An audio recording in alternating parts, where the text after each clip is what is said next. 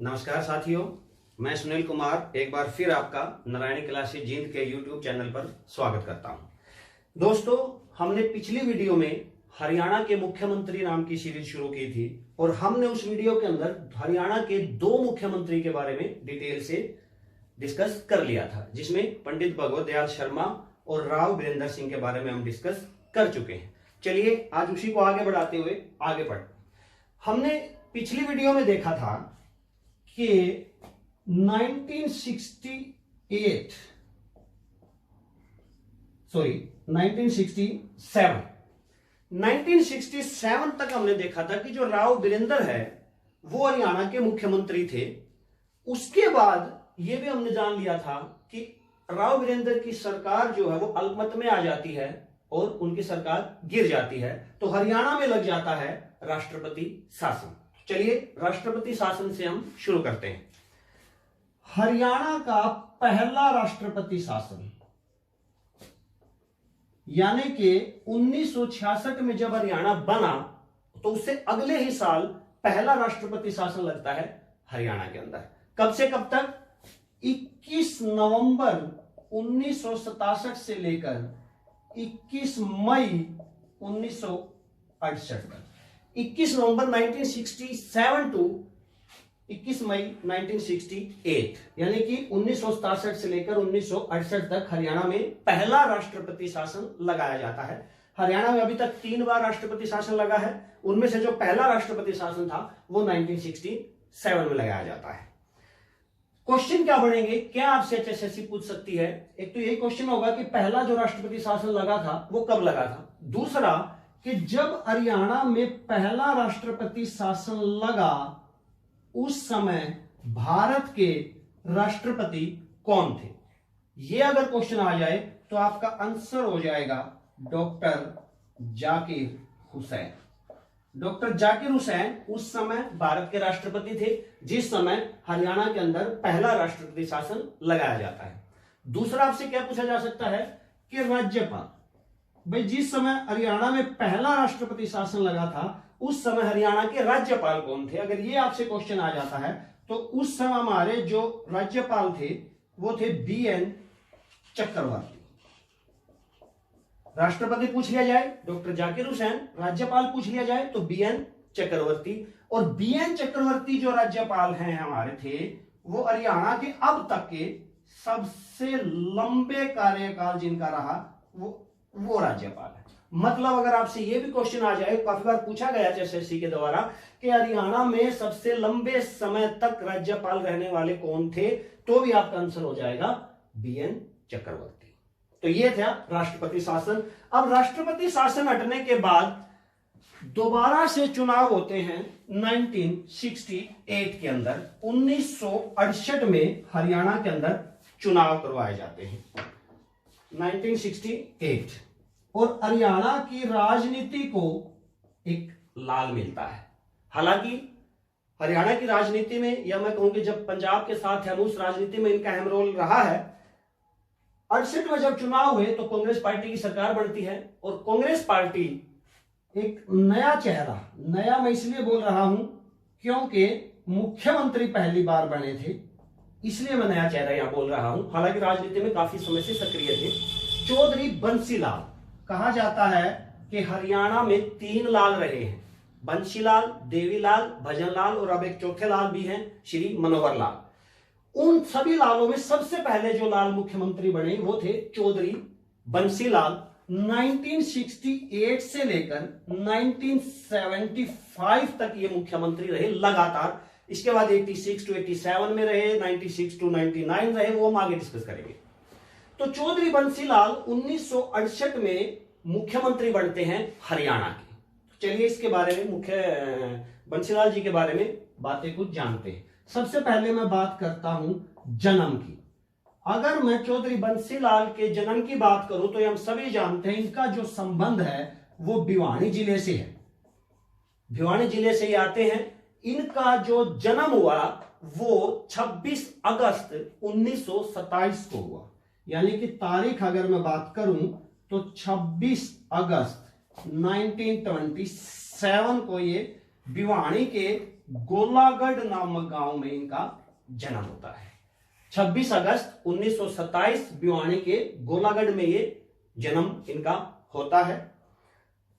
जब ये सीएम बने 1968 में और जन्म हुआ 1927 में, तो मतलब सिर्फ 41 वर्ष की उम्र में ये हरियाणा के मुख्यमंत्री बनते हैं। जिस समय मुख्यमंत्री बने उस समय इनकी जो उम्र थी वो 41 वर्ष थी। तो यहां पर ये क्वेश्चन बन जाता हमारा कि जो बंसीलाल थे वो अभी तक के हरियाणा में सबसे युवा सीएम, अगर एक क्वेश्चन पूछ लिया जाए कि हरियाणा का सबसे युवा सीएम अभी तक कौन बना है, तो वो चौधरी बंसीलाल थे। मात्र 41 वर्ष की उम्र में उन्हें हरियाणा का नेतृत्व करने का सौभाग्य प्राप्त हुआ। आगे, द्वितीय विश्व युद्ध, ये क्वेश्चन पूछा जा सकता है आप लोगों से और इंपॉर्टेंट क्वेश्चन बनता है। क्वेश्चन क्या बनेगा कि भाई हरियाणा का ऐसा कौन सा मुख्यमंत्री रहा है या कौन सा मुख्यमंत्री है जो आर्मी में भी रहा हो या जिसने आर्मी में भी अपनी सेवाएं दी हो। अगर इस टाइप का क्वेश्चन आप लोगों से पूछ लिया जाता है तो वहां भी आपका आंसर होगा चौधरी बंसीलाल। द्वितीय विश्व युद्ध के दौरान जो चौधरी बंसीलाल थे, इन्होंने टेरिटोरियल आर्मी ज्वाइन की थी, यानी कि सेकेंड वर्ल्ड वॉर जो था हमारा, उसमें ये द्वितीय विश्व युद्ध जो था उसमें ये आर्मी में भर्ती हुए थे। लेकिन आर्मी कौन सी थी? Territorial army. तो ये भी आपका क्वेश्चन बन सकता है, इसको भी आप ध्यान रखिएगा। सबसे युवा सीएम कौन? चौधरी बंसीलाल। आर्मी में कौन भर्ती हुए? चौधरी बंसीलाल। इसके अलावा इन्होंने क्या किया, जब ये मुख्यमंत्री थे तो इन्होंने एक भाषा को द्वितीय भाषा का दर्जा दिया। आज अब हमारी द्वितीय भाषा कौन है वर्तमान में? कौन सी है? पंजाबी। लेकिन चौधरी बंसीलाल ऐसे मुख्यमंत्री थे जिन्होंने पंजाबी को दरकिनार करके तमिल भाषा को द्वितीय भाषा का दर्जा प्रदान किया। क्वेश्चन आता है कई बार, निम्नलिखित में से कौन सी भाषा, अभी इनमें से भी कौन सी भाषा हरियाणा की द्वितीय भाषा रही है? तो उसमें आपका आंसर, अगर पंजाबी नहीं है तो तमिल आपका आंसर होगा, क्योंकि तमिल भाषा को चौधरी बंसीलाल ने द्वितीय भाषा का दर्जा दिया था और द्वितीय भाषा उसको बनाया था। चलिए नेक्स्ट इसके ऊपर क्या क्वेश्चन बनते हैं। हरियाणा का लौह पुरुष, हरियाणा का शिल्पी, आधुनिक हरियाणा का निर्माता, ये कुछ उपनामों से चौधरी बंसीलाल को जाना जाता है। किन नामों से? हरियाणा का लौह पुरुष बहुत बार पूछा गया एसएससी द्वारा, चौधरी बंसीलाल। हरियाणा का शिल्पी किसे कहा जाता है? वो भी चौधरी बंसीलाल। आधुनिक हरियाणा का निर्माता भी कौन है? चौधरी बंसीलाल। और एक और इनके कार्यकाल में क्या हुआ, 1970 में हरियाणा भारत का ऐसा पहला राज्य बना जिसका फुली विद्युतीकरण हुआ। मतलब हरियाणा के सभी गांवों के अंदर 1970 तक बिजली पहुंच चुकी थी और ये श्रेय भी चौधरी बंसीलाल को जाता है, क्योंकि इन्हीं के कार्यकाल में हरियाणा फुली विद्युतीकरण हो गया था, यानी कि हरियाणा के प्रत्येक गांव के अंदर जो बिजली है वो पहुंच चुकी थी। ये तो ये कुछ क्वेश्चन इंपॉर्टेंट हैं जो बार बार एचएसएससी आप लोगों से चौधरी बंसीलाल के बारे में पूछती है। मैंने पहले भी कहा था, राव वीरेंद्र सिंह और चौधरी बंसीलाल, इनसे काफी क्वेश्चन बनते हैं और काफी क्वेश्चन जो है वो एचएसएससी पूछती है। चलिए नेक्स्ट क्या हुआ, 1975 यानी कि 1975 में आप लोगों को पता होगा जून के महीने में देश के अंदर हमारे उस तत्कालीन जो हमारी प्रधानमंत्री थी श्रीमती इंदिरा गांधी, उनके द्वारा इमरजेंसी लगा दी जाती है, आपातकाल की घोषणा कर दी जाती है। अब आपातकाल जैसे ही देश में लगाया जाता है तो श्रीमती इंदिरा गांधी जी हरियाणा से चौधरी बंसीलाल को केंद्र में बुला लेती हैं। मतलब यहां वो मुख्यमंत्री थे, उनको मुख्यमंत्री पद से उनका इस्तीफा दिलवाया जाता है और उनको सेंटर की गवर्नमेंट में बुला लिया जाता है और केंद्र में उस समय 1975 में इनको रक्षा मंत्री बना दिया जाता है। क्योंकि इमरजेंसी के दौरान इंदिरा गांधी जी को अपने कुछ नजदीकी नेताओं की जरूरत थी, उनमें से एक बंसीलाल भी थे जो संजय गांधी के काफी करीबी माने जाते थे। इनको केंद्र में बुला के रक्षा मंत्री बना दिया जाता है। और आप लोगों को यह भी पता होगा कि इसी इमरजेंसी के दौरान एक कार्यक्रम चलाया गया था सेंट्रल गवर्नमेंट के द्वारा, या यूं कहूं कि इंदिरा गांधी के द्वारा, नसबंदी। इंदिरा गांधी जी ने जब देखा कि 1971 में जब हमारी जनगणना आई तो 61 से लेकर 71 का जो दशक था उसमें जनसंख्या के अंदर तीव्र वृद्धि देखने को मिली। बहुत ज्यादा जनसंख्या जो है वो भारत की ग्रो कर गई, बढ़ गई। उसको रोकने के लिए इमरजेंसी के दौरान इंदिरा गांधी जी ने सोचा कि अच्छा मौका है, देश में इमरजेंसी लगी हुई है, क्यों ना इस कार्यक्रम को चलाया जाए। और नसबंदी का उन्होंने कार्यक्रम चलाया और कहा जाता है कि इस नसबंदी को इंप्लीमेंट करने में चौधरी बंसीलाल का अहम योगदान रहा। क्लियर? चलिए आगे गए। उसके बाद जैसे जैसे हरियाणा की राजनीति आगे बढ़ी वो हम डिस्कस करेंगे। जैसे जैसे हरियाणा की राजनीति आगे बढ़ी, बंसीलाल की बजाय भजनलाल को सीएम बनाया जाने लगा। उसके बाद धीरे धीरे बंसीलाल का जो मोह था वो कांग्रेस से अलग हो गया, कांग्रेस से मोह जो है वो भंग हो गया। तो क्या किया बंसीलाल जी ने, 1991 में कांग्रेस से अलग होकर एक खुद की पार्टी बनाई और नाम दिया हरियाणा विकास पार्टी। मोस्ट इंपॉर्टेंट क्वेश्चन बनता है, बहुत बार पूछा गया है कि हरियाणा विकास पार्टी के संस्थापक कौन थे, तो आपका आंसर हो जाएगा चौधरी बंसीलाल। हमने राव वीरेंद्र के बारे में जाना था, उन्होंने बनाई थी हरियाणा विशाल पार्टी या विशाल हरियाणा पार्टी उसको कह दिया जाता है। और यहां है हरियाणा विकास पार्टी, तो कंफ्यूज नहीं होना है, यहां विकास है वहां विशाल था। हरियाणा विकास पार्टी है तो बंसीलाल, और वैसे भी बंसीलाल का एक उपनाम विकास पुरुष के नाम से भी जाना जाता है, तो उससे आप रिलेट कर सकते हैं कि विकास पुरुष कौन है हरियाणा का, जी बंसीलाल। और उन्होंने पार्टी भी कौन सी बनाई, हरियाणा विकास पार्टी।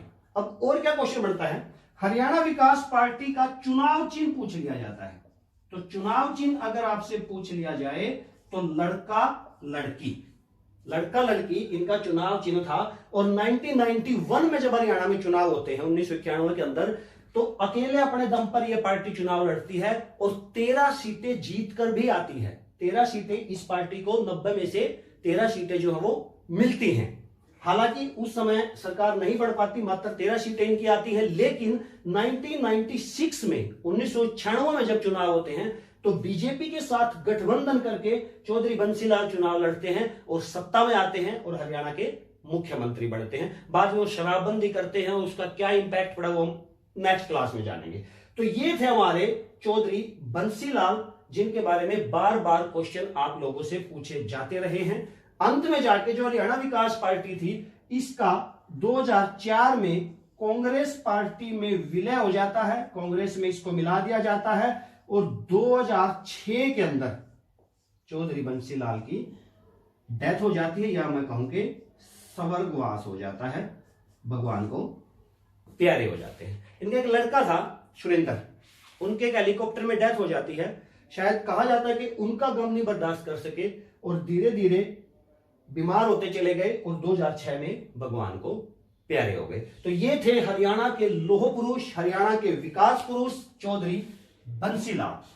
अब क्या होता है, यहां तक हमने जाना कि 1975 तक चौधरी बंसीलाल लगातार हरियाणा के मुख्यमंत्री रहे, 68 से लेकर 1975 तक। और फिर हमने जाना कि 1975 में बंसीलाल को रक्षा मंत्री बना दिया जाता है केंद्र के अंदर। तो हरियाणा के अंदर मुख्यमंत्री की कुर्सी जो थी वो खाली हो जाती है और उस मुख्यमंत्री की कुर्सी पर बिठाया जाता है एक और भिवानी से ही संबंध रखने वाले नेता को, नाम था बनारसी दास गुप्ता।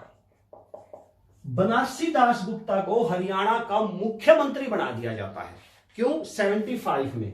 तो 75 से लेकर 77 तक 2 साल के आसपास ये हरियाणा के मुख्यमंत्री रहे। 1975 से 1977 तक। 77 में फिर इमरजेंसी लग जाती, राष्ट्रपति शासन लग जाता है। उसके बारे में हम आगे डिस्कस करेंगे। चलिए थोड़ी बातें, 1-2 बातें बनारसी दास गुप्ता के बारे में जान लेते हैं। बनारसी दास गुप्ता के अगर मैं जन्म की बात करूं तो इनका जन्म 5 नवंबर 1917 को भिवानी जिले में होता है, जो कि आज अगर उस जगह की बात करो चरखी दादरी। 5 नवंबर 1917 को इनका जन्म चरखी दादरी के अंदर होता है। कई हो सकता है बुक्स के अंदर आप लोगों को ये भिवानी में भी मिले, क्योंकि अभी सब जानते हैं 2016 से पहले जो चरखी दादरी था वो भिवानी का ही एक हिस्सा था। जन्म की बात करूं 1917 में इनका जन्म होता है चरखी दादरी के अंदर। दूसरा, ये हरियाणा के विधानसभा अध्यक्ष भी रहे। कब रहे? 1972 के अंदर। 1972 में हरियाणा के विधानसभा अध्यक्ष बनते हैं बनारसी दास गुप्ता। इसके बाद हरियाणा के उप मुख्यमंत्री भी रहे हैं, हरियाणा के उप मुख्यमंत्री। और तीसरा जी, मुख्यमंत्री भी रहे हैं। तो यहां आपका क्वेश्चन बन सकता है या क्वेश्चन बनेगा कि हरियाणा का ऐसा कौन सा मुख्यमंत्री है जो विधानसभा का अध्यक्ष भी रहा हो, उप मुख्यमंत्री भी रहा हो और मुख्यमंत्री भी रहा हो। अगर ये आप लोगों से पूछ लिया जाए तो आपका आंसर हो जाएगा बनारसी दास गुप्ता। बनारसी दास गुप्ता अकेले ऐसे थे जिनका जो विधानसभा अध्यक्ष, उप मुख्यमंत्री और मुख्यमंत्री भी रहे। 2007 के अंदर 2007 में इनका स्वर्गवास होता है, भगवान को प्यारे हो जाते हैं, इनकी आत्मा अमर हो जाती है। चलिए दोस्तों, यहां वीडियो को हम समाप्त करते हैं। आज की वीडियो में हमने चौधरी बंसीलाल और बनारसी दास गुप्ता, इन दो लोगों के बारे में या दो मुख्यमंत्रियों के बारे में विस्तार से जाना। उम्मीद करता हूं ये सारी बातें आपके काम आएंगी नेक्स्ट एग्जाम जब भी होगा।